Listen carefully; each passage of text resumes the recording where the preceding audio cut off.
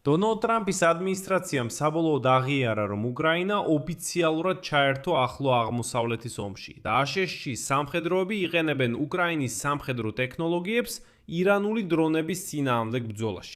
აღმოჩნდა, რომ მიუხედავად დონალდ ტრამპის ხმამაღალი განცხადებებისა იმის შესახებ, რომ აშშ-ს არ სჭირდება უკრაინის დახმარება ირანული უპილოტო აპარატების წინააღმდეგ საბრძოლველად, ამერიკელმა სამხედროებმა უკვე დანერგეს უკრაინული ტექნოლოგიები. საუდის არაბეთში ერთ-ერთ მთავარ ავიაბაზაზე, პრინც სულთანის ავიაბაზაზე. ამავე დროს გაჩნდა სრულიად მოულოდნელი სიახლეები. ხორმუზის სრუტის განაღმვაში აპირებენ 4 უკრაინული ნაღმსაწინააღმდეგო გემის ჩართვას.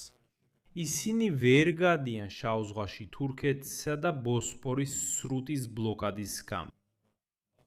საერთოდ აქ ნამდვილად არის საკითხები განსახილველად. ჩემი სახელია ალექსეი პეჩი, მოდით ერთად განვიხილოთ ეს თემა. მაგრამ სანამ დავიწყეთ, გთხოვთ გამოიწეროთ ეს არხი, დაალაიქოთ ეს გამოშვება და დაწეროთ ნებისმიერი კომენტარი ვიდეოს ქვეშ. გარდა ამისა, გამოიწერეთ ჩემი Telegram არხი პეჩი ნიუსი, ბმული არხზე მოცემული ამ ვიდეოს აღწერაში. მადლობა. მოდით დავითხოვთ სიახლით უკრაინულ გემებზე ხორმუზის სრუტეში. შემდეგ კი გადავიდეთ იმაზე, თუ როგორ იყენებენ ამერიკელები უკვე უკრაინულ სისტემებს ირანთან ომში. გამოცემა The Times უკრაინის საზღვაო ძალების ოფიცრების სიტყვებზე დაყრდნობით წერს, რომ ახლო აღმოსავლეთში კონფლიქტის დასრულების შემდეგ ხორმუზის სრუტის განაღმვისთვის გამოიყენებენ 4 უკრაინულ ნაღმსაწინააღმდეგო გემს, რომლებიც ბრიტანეთის პორტსმუთში არიან მიბმული. და ეს უკვე ჰიპოთეზა აღარ არის. საქმე იმაშია, რომ უკრაინების სამხედროები მონაწილეობას მიიღებენ მრავალეროვნულ სამიტში სამხედრო დაგეგმვის საკითხებზე, რომელიც ჩატარდება მუდმივ გაერთიანებულ შტაბში ნორთუთში. საერთოდ მოსალოდნელია ოფიცრების მონაწილეობა 30-ზე მეტი ქვეყნიდან. ეს ბრიტანელები არიან, რომლებიც ქმნიან გარკვეულ კოალიციას ჰორმუზის სრუტის მომავალი უსაფრთხოებისთვის. და ორდღიან შეხვედრაზე განიხილავენ სამხედრო საშუალებებს ჰორმუზის სრუტეში გემების დასაცავად. და უკრაინა. უკრაინა მზად არის გაგზავნოს თავისი 4 ნაღმსაწინააღმდეგო ტრალერი.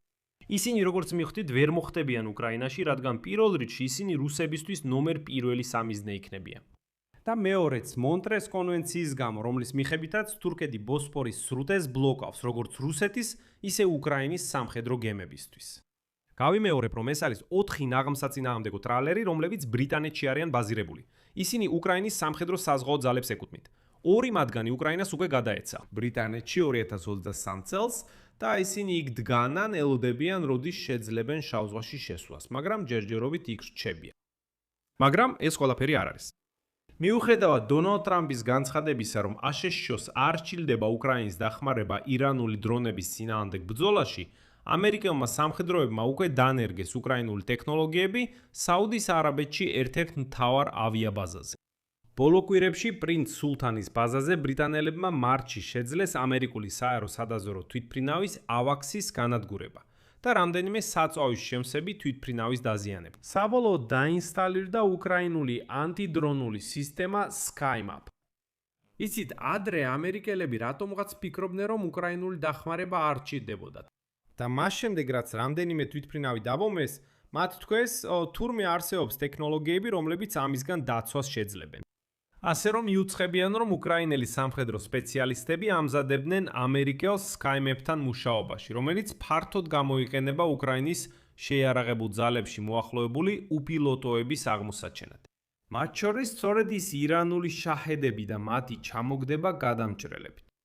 SkyMap, რომელიც შექმნილია უკრაინული კომპანია Skyfortress-ის მიერ, გახდა უკრაინის შეიარაღებული ძალების ძირითადი პლატფორმა უპილოტო საფრთხეების აღმოსაჩენად რუსეთის ომში უკრაინის წინააღმდეგ. ეს არის ქვეყნის მასშტაბით განთავსებული 10,000-ზე მეტი აკუსტიკური სენსორის ქსელი მთელ უკრაინაში, რომლებიც ასე ვთქვათ ხმოვანად ამოიცნობენ უპილოტოებს და სწრაფად გადასცემენ ინფორმაციას სამხედროებს მათი განადგურებისთვის. იცით, აქ საინტერესოა ამერიკის პრეზიდენტის მხარდამჭერების რეაქციის ყურება. გახსენებთ, რომ დონალდ ტრამპმა 6 მარტს საჯაროდ უარყო ვლადიმირ ზელენსკის წინადადება დახმარებოდა ირანული უპილოტოების წინააღმდეგ ბრძოლაში. მაშინ ტრამპმა განაცხადა, ციტატა: "ჩვენ არ გვჭირდება მათი დახმარება დრონებისგან თავდაცვაში. ჩვენ დრონებზე უფრო მეტი ვიცით, ვიდრე ვინმე." თუმცა ამის შემდეგ ირანმა ათასობით უპილოტო გაუშვა სპარსეთის ყურის ქვეყნებზე, როგორც სამხედრო ობიექტებზე, მათ შორის ამერიკულებზე, ასევე სამოქალაქოებზე, რომელთა შორის აღმოჩნდა ენერგეტიკული პორტული ინფრასტრუქტურა და თვითსაცხოვრებელი სექტორიც. არაბულმა ქვეყნებმა მაშინვე გაიგეს რა ხდებოდა და დაიწყეს მოლაპარაკებები კიევთან, დახმარების თხოვნით უპილოტოებთან ბრძოლაში. და აი სიურპრიზი. როგორც ორი გამოცემა Reuters და Financial Times წერს, ამერიკელი სამხედროებიც მიუხედავად საჯარო განცხადებისა, მონაწილეობდნენ სწავლებაში, რომელსაც უკრაინელები არაბებისთვის ატარებდნენ. იცით, მიუხედავად იმისა, რომ აშშ-ს აქვს სადაზვერო და მსხვილი საბრძოლო უპილოტოები, ამერიკის შეიარაღებულ ძალებში მხოლოდ ბოლო თვეებში დაიწყეს სწავლება FPV ტიპის დრონების გამოყენებაში. ანუ დრონების, რომლებსაც პირველი პირის ხედვა აქვთ. პირველმა ჯგუფებმა მომზადება დაიწყეს საზღვაო ქვეითთა კორპუსი, რომელიც სხვათაშორის ახლა სავარაუდო დესანტირებისთვის ირანშია გაგზავნილი. ამასობაში უკრაინულ-რუსულ საომარ მოქმედებათა თეატრზე ასეთი აპარატები, ანუ FPV დრონები, უკვე რამდენიმე წელია გამოიყენება და ისინი მოწინააღმდეგის ცოცხალი ძალისა და ტექნიკის მთავარი მონადირეები არიან. და აი ცოტა ხნის წინ აშშ-ის არმიის მინისტრმა დენ დრისკალმა აღიარა, რომ სწორედ უკრაინელი ინსტრუქტორები ამზადებენ ამერიკელ ჯარისკაცებს. როგორც აღმოჩნდა, ამერიკული სამხედრო ნაწილები ჯერ მხოლოდ იწყებენ FPV ტექნოლოგიის ათვისებას და ამაში მათ უკრაინელი სამხედროები ეხმარებიან. აქ კი მომიყვანთ საინტერესო ციტატას Wall Street Journal-დან ამ საკითხთან დაკავშირებით. იცით, ეს იქნება დასკვნითი და ყველაფერს თავის ადგილას დააყენებს. აშშ-სა და ნატოს უმაღლესი სარდლობა დიდი ხნის განმავლობაში მნიშვნელობას არ ანიჭებდა უკრაინაში მომხდარ დრონების რევოლუციას. ამტკიცებდა, რომ დასავლეთის შეიარაღებული ძალები ომს სხვაგვარად წაიყვანდნენ. თავისი უნარის წყალობით უზრუნველყოს საჰაერო უპირატესობა და მიაყენოს ზუსტი დარტყმები. შედეგად აშშ და მათი მოკავშირეები ახლო აღმოსავლეთში დიდწილად აღმოჩნდნენ მოუმზადებლები ირანის უპილოტო შეტევებისთვის. შაჰედის დრონების ჩამოსაგდება თავდაპირველად გამოიყენებოდა მილიონობით დოლარის ღირებულების რაკეტები, მათ შორის პატრიოტი. უკრაინაში მიმდინარე მოვლენები და ის თუ როგორ ეწინააღმდეგება ირანის საჰაერო კამპანიას აშშ-სა და ისრაელის მხრიდან წარმოადგენს შემაშფოთებელ სიგნალს. ჯერ კიდევ არსებობს ეს ამპარტავნების კედელი, მათ შორის აშშ-სა და ნატოს ხელმძღვანელობაში. იმიტომ რომ თითქოს ჩვენ ბევრად უფრო დახვეწილი სისტემები გვაქვს, მაგრამ სინამდვილეში ბევრად უფრო მეტად უნდა ვაკეთოთ ის, რასაც უკრაინა აკეთებს. აქ სამ წერტილს დავშვამ, თქვენი აზრი და დასკვნები კომენტარებში დაწერეთ ამ გამოშვების ქვეშ, გამოიწერეთ არხი დააც კაპონეთ ზარზე და არ დაგავიწყდეთ ლაიკის დაჭერა.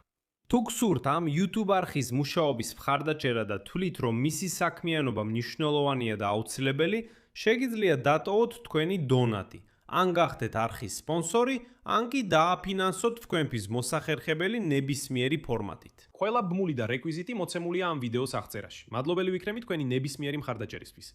და გამოიწერეთ Telegram არხი Pitchy News-ი, ბული ასევე მოცემულია ვიდეოს აღწერაში. ამით ყველაფერი დასრულდა, იზრუნეთ საკუთარ თავზე, ყველას ნახვამდის. სუბტიტრები